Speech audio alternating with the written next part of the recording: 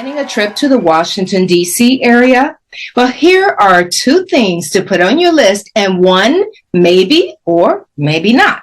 So number one, the Georgetown Canal Boat Tour. It is a 1-hour guided historical tour of the first mile of the canal. You'll learn about the fascinating history, technology, and culture of the C&O Canal, plus the surprising stories of the people who lived, worked, and played there over the past 2 centuries. Tickets are a phenomenal price at $8 to $15 per person. And I will tell you, check out the photos because it is very well worth it. Hungry afterwards? Walk on over to Shushiria. This restaurant has a gorgeous atmosphere and a blend of traditional Japanese and Peruvian cuisine. Now make sure you try the sushi and the specialty cocktails. You'll enjoy every bit of it. Now, if you need a beach fix, Sandy Point State Park offers the closest beach to DC. It's approximately a 37-mile drive, and this, in my opinion, was extremely disappointing. First, I've never seen brown sand before. Plus, the water was so obviously dirty. I was fearful watching the young children in the water, and I didn't feel comfortable putting my feet on the edge of the water. I'm not sure what that would do, but I still didn't feel comfortable taking off my sandals and walking close to the water and putting my feet in the water. It is what it is.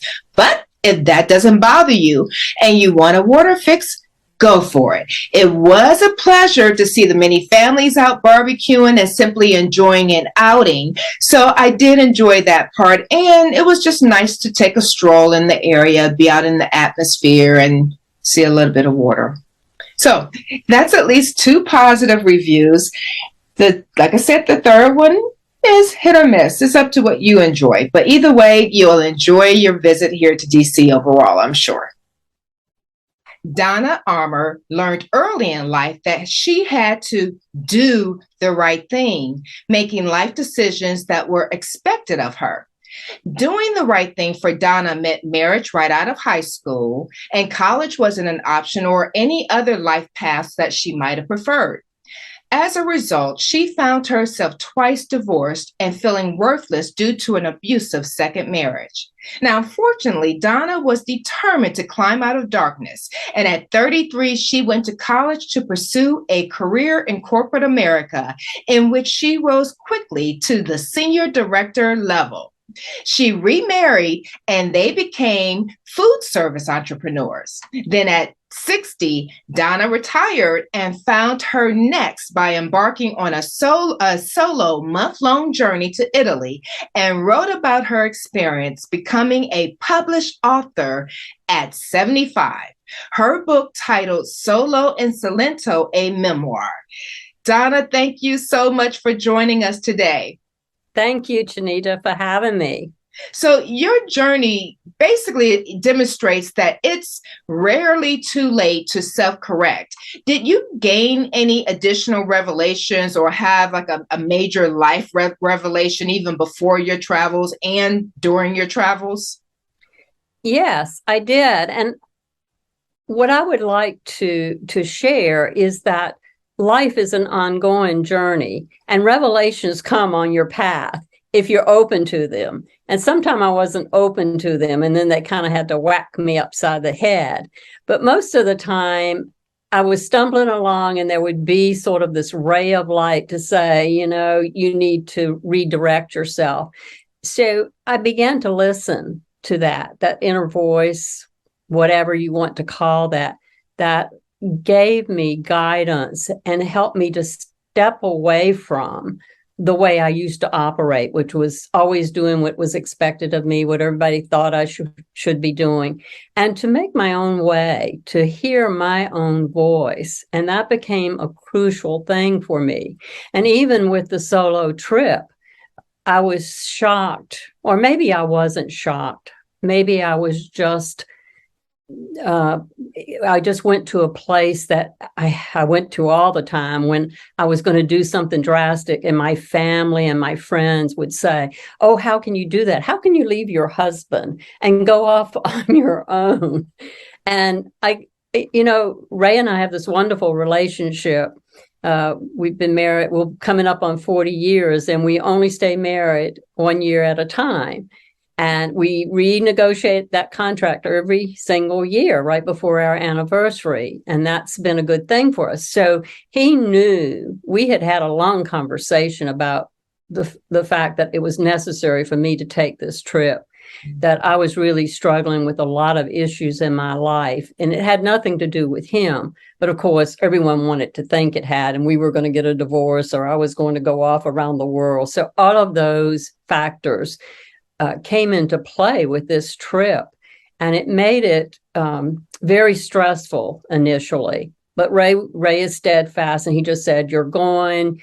Don't doubt yourself. This is what you need to do. So go." So off I went, and it was such an important transition for me. Certainly, I'd been in corporate America. Certainly, I had traveled all over the place.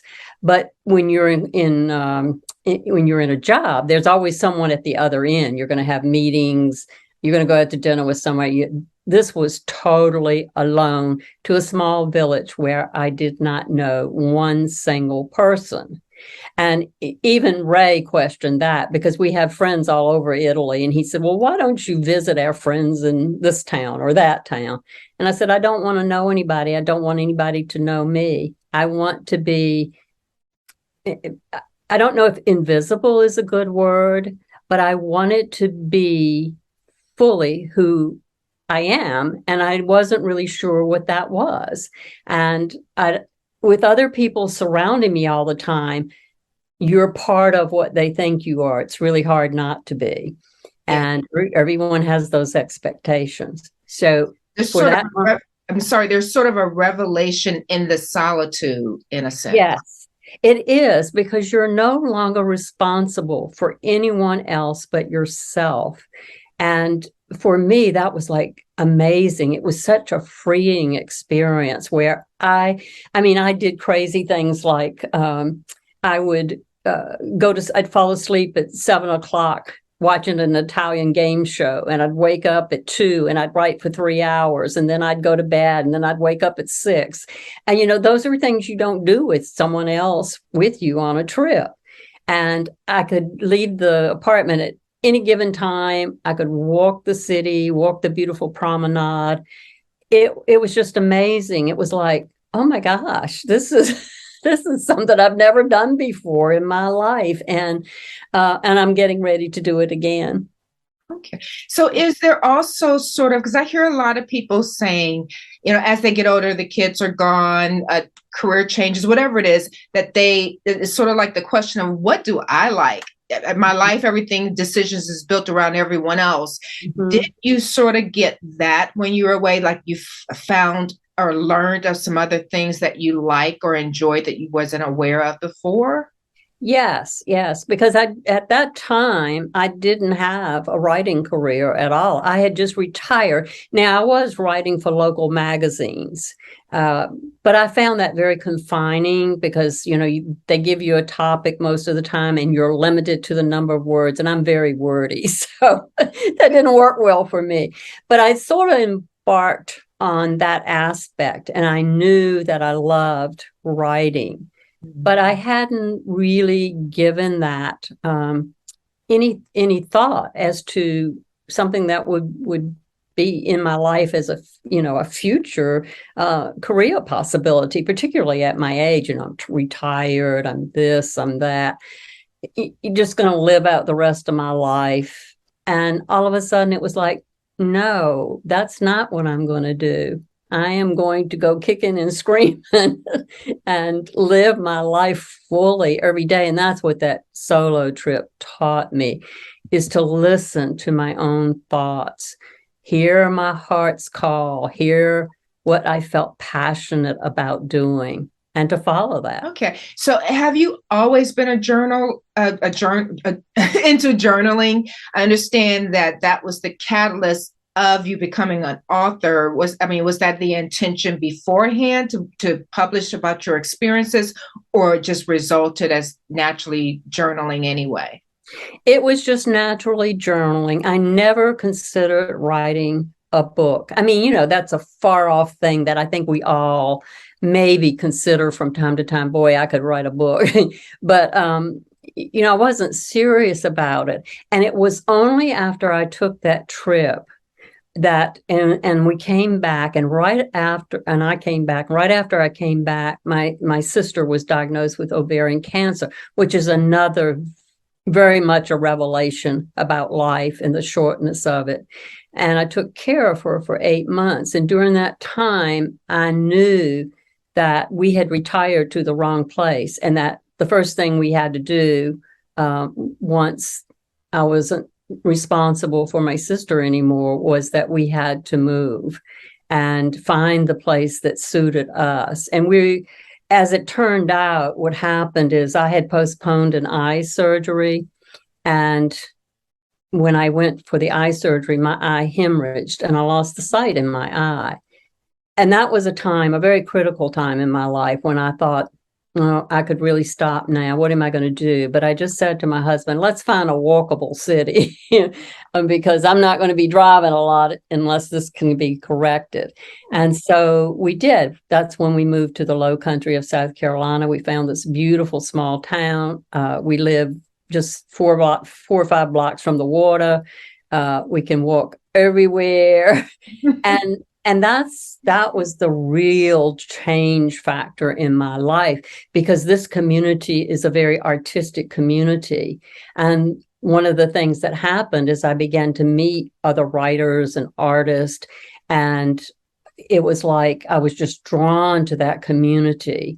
And one of the women that I met said to me that she had a writing group, and if I was ever interested, to join. Now, years are going by between my solo trip and this actually happening. And I joined the group in 2016 and started, and you have to write something when you join a writing group, and they're going to critique you, and I'm like, oh my gosh, what am I going to do? So I just simply wrote what I thought was a short story about one particular evening in that experience of a dinner alone that was so magnificent, and all the feelings that came to me at that dinner, and the night air and the call of people and the sound of the ocean, and the music was very ethereal. So all of that came to me, and I wrote about it, and the entire group said, that's a book.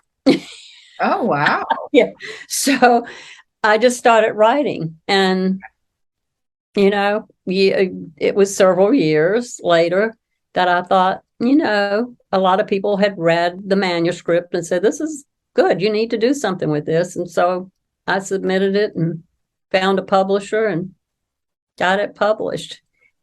Wow. So what is the greatest takeaway that you get from people who have read your book? Like the greatest response?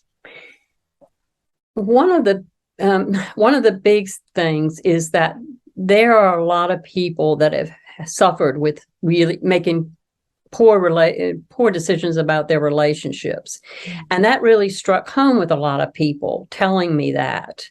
The other thing that is, and this was from some men that read the book, because most people say, oh, women just read the book, and it's about a woman and all her experiences.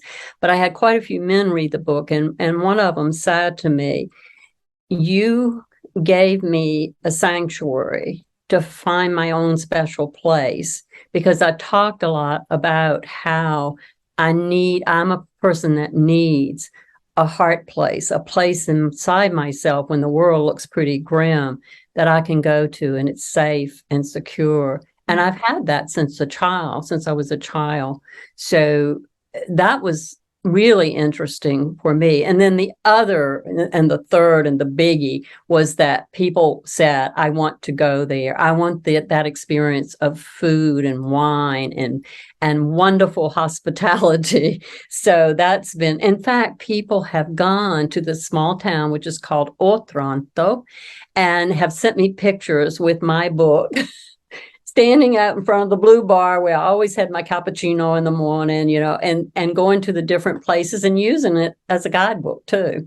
So that's been a lot of fun. And the greatest thing that has happened to me, Janita, is my book has now been translated into Italian. Wow.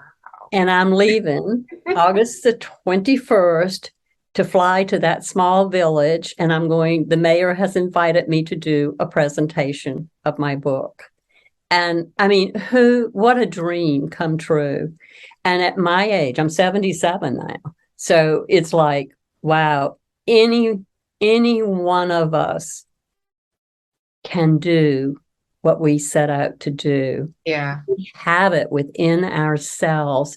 And if you find that support community, people who care about you, who lift you up, who don't say, oh, why are you doing that? Or, you'll never get it published. All those naysayers are out of my life now, and I had a lot of them in my life because you're given a lot of them. And they're not in my life anymore. And I surround myself with people that are just have positive energy, and we support each other. Mm-hmm. Wow. And if you had not listened to that voice that told you you need to go away, take a trip, none of this would have occurred. So that's a huge lesson right there. Listen to that inner voice. Yes. Yeah. And there's so much during our day that fills our mind that we don't hear our voices. It's like, oh, I've got my to-do list. I got to get all those things done.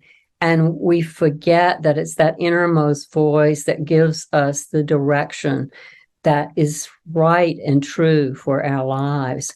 But it's frightening. It's frightening to listen to the voice and to reach out and say, I can do this. And when the opportunity came, and when someone reached out and said, you should join our writing group, you could have completely turned that away as well and missed out on an opportunity. It's interesting how life presents opportunities to us, but it's up to us to say yes. Yes, it really is. And I met the Catherine Tandy Brown is the mentor of our group, and I met her through another women's group I had joined. It's a philanthropic educational group, and each of us has to present something in the way of education, and we are very closely connected with the school systems and the reading programs, that kind of thing.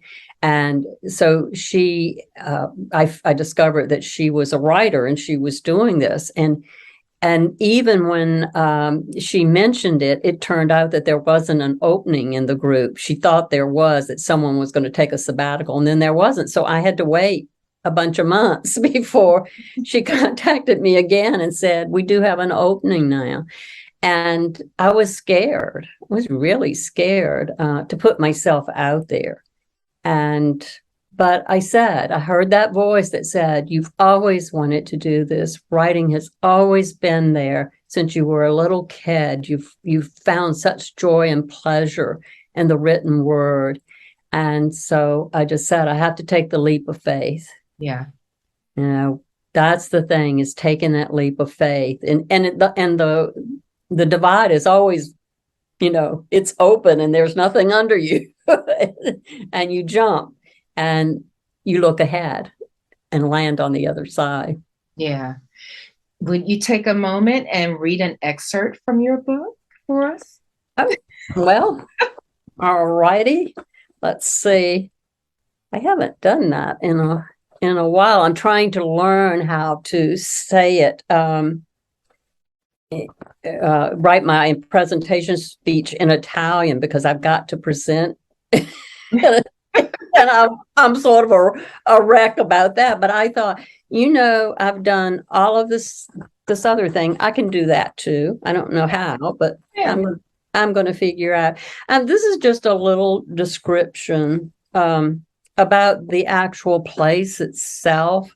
And I actually wrote this in my journal after I had been there for a little while. So this is how it starts. Otranto, with the emphasis on the O, is a historic seaside town within the region of Puglia. It's the easternmost point of Italy within an area known as Salento. On a clear day, It's possible to see across the Strait of Otranto to Albania. While mystics, mosaics, and martyrs abound in its history, Otranto is rarely on the list of places tourists clamor to see. Of course, it's their loss. In my journal after my trip, I wrote, "If you are lucky enough to have a chance encounter with Otranto, you would congratulate yourself on such a discovery. The Adriatic Sea invites your toes into its multicolored layers. The sun-baked rocks beckon you to sit a spell and soak up the warmth of the Salento sun.